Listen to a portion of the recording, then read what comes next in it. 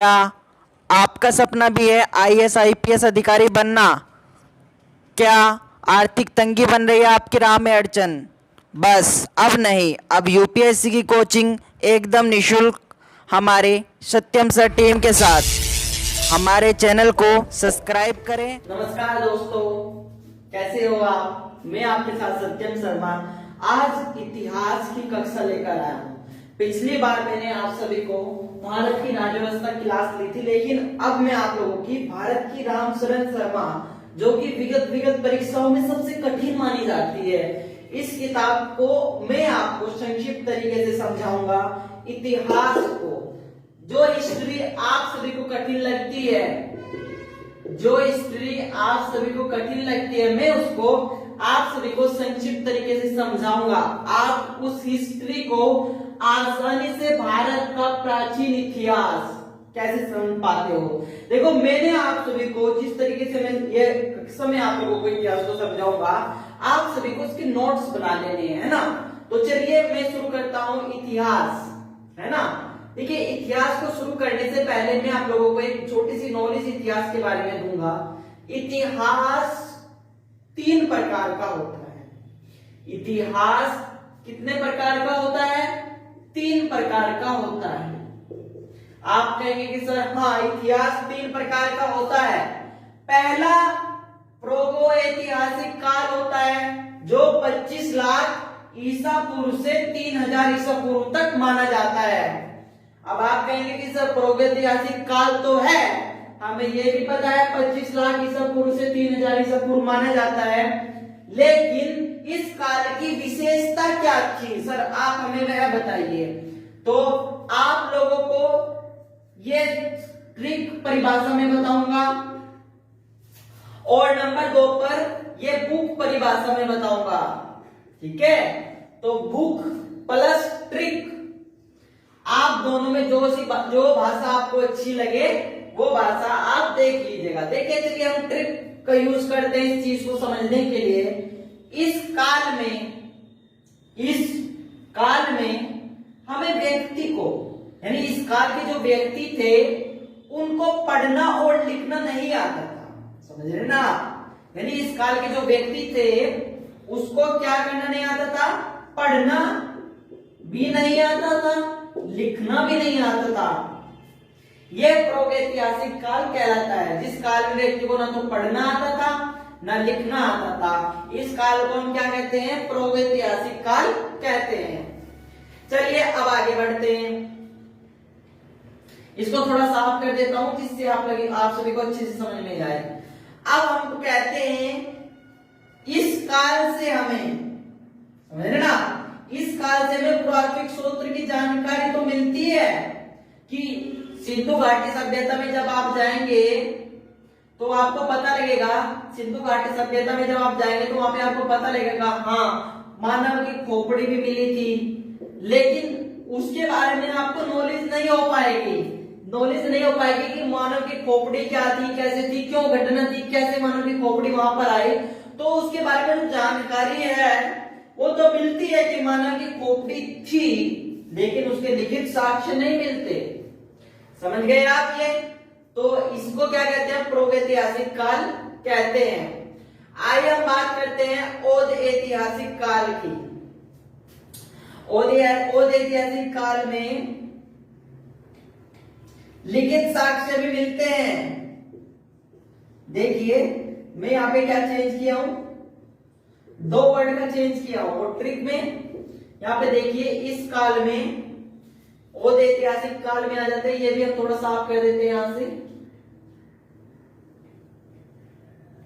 ठीक है, ये थोड़ा साफ कर देते हैं। अब इसको डिवाइड कर देते हैं यहां पे, ठीक है। इस काल में, एक मिनट दोस्तों, हाँ, तो इस काल में व्यक्ति पढ़ भी सकता था प्लस लिख भी सकता था, लेकिन उनकी लिखावट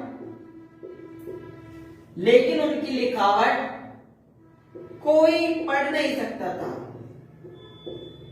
कोई पढ़ नहीं सकता था, लेकिन उनकी लिखावट कोई पढ़ नहीं सकता था।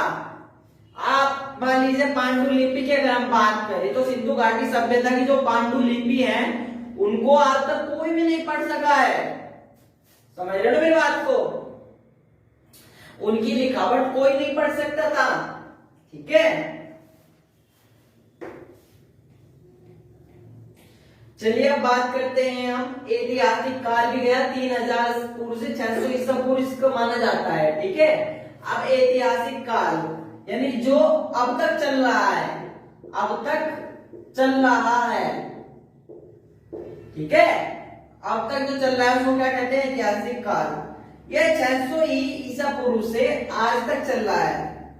इस काल में हमें पुरातात्विक स्रोत प्लस उनकी जानकारी प्लस लिखित साक्ष्य, ठीक है ना,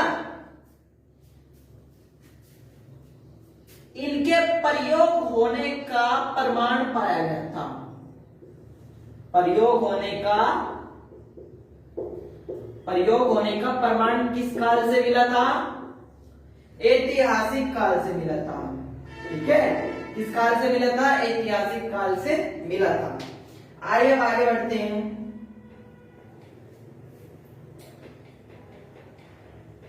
देखिए, इतिहास के बारे में जब आप पढ़ोगे तो थोड़ी आपको एक डेफिनेशन से आगे समझाने की कोशिश करूंगा।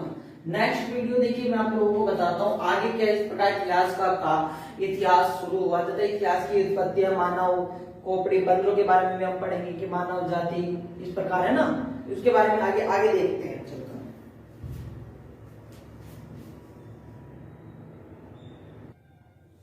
देखिए दोस्तों, जैसे कि मैं आपको बता रहा हूं 13.5 अरब वर्ष पहले इतिहास की एक घटना है।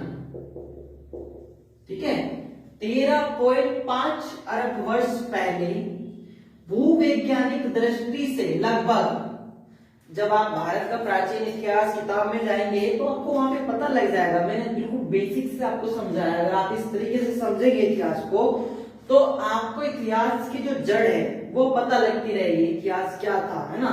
13.5 अरब वर्ष पहले भूवैज्ञानिक दृष्टि से लगभग 14.5 अरब वर्ष पहले इसमें जलीय जीवों का विकास हुआ, प्लस जीवन की उत्पत्ति डार्विन सिद्धांत के अनुसार लगभग 13.5 अरब वर्ष पहले मानी गई। समझिए, यानी जहां पर आप 13.5 अरब करोड़ वर्ष पहले भूवैज्ञानिक दृष्टि ने हमारे वैज्ञानिकों के अनुसार जलीय जीवों का विकास प्लस जीवन की उत्पत्ति 13.5 अरब वर्ष पहले हुई थी। परंतु इस काल में छोटे जीव जंतुओं के विकास के पाए हो जाने के प्रमाण मिलते हैं। क्या मिलते हैं? छोटे जीव जंतुओं के पाए जाने के प्रमाण मिलते हैं। आइए आगे देखते हैं।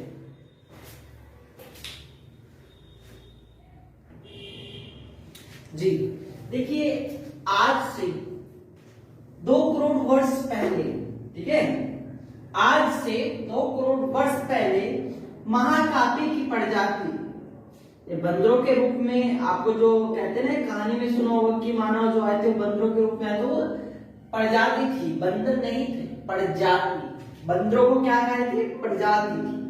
बंदरों क्या थी दोस्तों? प्रजाति थी। तो प्रजाति कौन सी थी? महाकाव्य की प्रजाति थी, जिसको आप रामापिथेकस, नाम याद रखना, लिख भी लेना, इंपोर्टेंट है। रामापिथेकस, महाकाव्य की प्रजाति रामापिथेकस। देखो, आप ये कहेंगे कि सर 2 करोड़ वर्ष पहले प्रजाति जो आई थी इतिहास में वो महाकाव्य की रामापिथेकस की थी, लेकिन इसका जो आधार था, इसका जो कहते हैं कि आधार को हम क्या कहते हैं? नींव कहते हैं। इसकी जो नींव थी वो 2 शाखाओं में विभाजित हो गई थी। एक प्रजाति ऐसी थी कि जो बंदरों के रूप में जंगलों में रहती थी, जो बंदरों के रूप में जंगलों में रहती थी। एक प्रजाति ऐसी थी जो इन पेड़ों पर रहती थी, जो पेड़ मैंने आपको चित्र के माध्यम से दिखाए भी हैं, है ना। लेकिन दूसरी प्रजाति दोस्तों ऐसी भी थी जो मैदान में आ गई थी। कहते ना एक प्रजाति तो ऐसी थी जो जंगलों में थी, लेकिन दूसरी प्रजाति ऐसी थी जो मैदान में आ गई थी, जिसका विकास, ये इंपॉर्टेंट फैक्ट है, पकड़ लीजिए, आदिम मानव के रूप में हुआ। इंपॉर्टेंट फैक्ट, जिसका विकास आदिम मानव के रूप में हुआ। आदिम मानव को होमिनिड के रूप में माना गया है। समझिए इस बात को। इतिहास सभी पढ़ते हैं, लेकिन जो बातों को पकड़ पाए, जो चीजों को समझ पाए, वही एक अच्छा स्टूडेंट होता है और अच्छा श्रोता होता है, अच्छा पढ़ने वाला होता है। मैंने आपको क्या समझाया, आप इस बात को पहले समझिए। ये कक्षा नहीं, ये आपका स्मार्ट टेक्निक, स्मार्ट तरीका पढ़ने का। मान लीजिए क्वेश्चन यहीं से पूछ लिया गया कि महाकाव्य की प्रजाति तो आई, उस प्रजाति को बताइए जो मैदान में आई, जिसका विकास आदिम मानव के रूप में हुआ। और होमोनिड, मान लीजिए आपको ये नाम ही दे दिया होमोनिड, तो आप कैसे समझेंगे? तो ये पूरा याद रखिएगा, आदिम मानव होमोनिड के रूप में हुआ। अगर ये पूछ लिया जाए कि इसके साक्ष्य कहां से मिले, तो दक्षिण अफ्रीका में मिले। कहां से मिले? दक्षिण अफ्रीका से इसके साक्ष्य मिल जाते हैं। ठीक है, दक्षिण अफ्रीका से इसके क्या मिल जाते हैं? साक्ष्य मिल जाते हैं। आइए आगे बढ़ते हैं।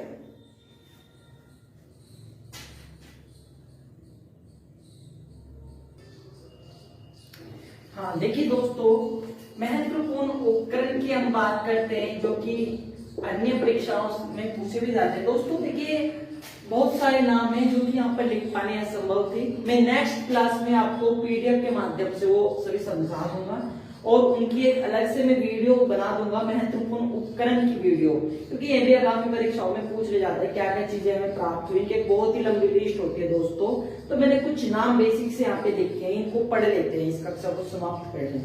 देखिए, आजमगढ़ एक ऐसा राज्य है उत्तर प्रदेश में जैसे पशुपालन की प्रथम साक्ष्य मिले थे। ठीक है, सराय नहर युद्ध के साक्ष्य होने के प्रमाण मिले थे। ठीक है, इलाहाबाद के क्षेत्र में मातृ देवी की मूर्ति मिली। भीमटेका जो कि मध्य प्रदेश में, यहाँ से चित्रकारी के साक्ष्य प्रथम मिले थे। मद्रास, यहाँ से हस्त कुठार आपको मिला था। हस्त कुठार कहते हैं कुल्हाड़ी। आप लोगों ने एनसीईआरटी में पढ़ा होगा, हस्त कुठार किसको कहते हैं? कुल्हाड़ी। मेरे पास डिजिटल बोर्ड नहीं है तो आपको ऐसे टिक करके ऐसे दिखा देता है किसको कहते हैं। ठीक है ना। चेन्नई में लेटराइट मिट्टी मिली थी। ठीक है, देखो आगे मैं आपको इनकी एक लिस्ट बना के पीडीएफ के माध्यम से बता दूंगा कुछ महत्वपूर्ण उपकरण। तब तक के लिए अगर आपको ये भारत का प्राचीन इतिहास क्लास मैंने जो आपको इतने बेसिक तरीके से समझाई, और आगामी परीक्षाओं में यूपीएससी सिविल सेवा सर्विस के लिए जो किताब कठिन मानी जाती है, इसका जो मैंने छोटा सा निचोड़ आपके लिए वीडियो प्रस्तुत किया, उसको बड़े अच्छे तरीके से देखना और जितने अच्छे से नोट्स बना सको नोट्स बना लेना, है ना। और एक छोटी सी बात के साथ आपसे अलविदा लेता हूं। नाव जर्जर ही सही, नाव जर्जर ही सही, लहरों से टकराती तो है। सुनिएगा, नाव जर्जर ही सही, लहरों से टकराती तो है, और एक तेल में भीगी हुई दिए से जली बाती ही तो है। अर्थात उस प्रकाश की तरह उज्जवल रहिए जो प्रकाश आपके ज्ञान को बिखेर दे। जय हिंद, जय भारत। नेक्स्ट वीडियो मिलेंगे।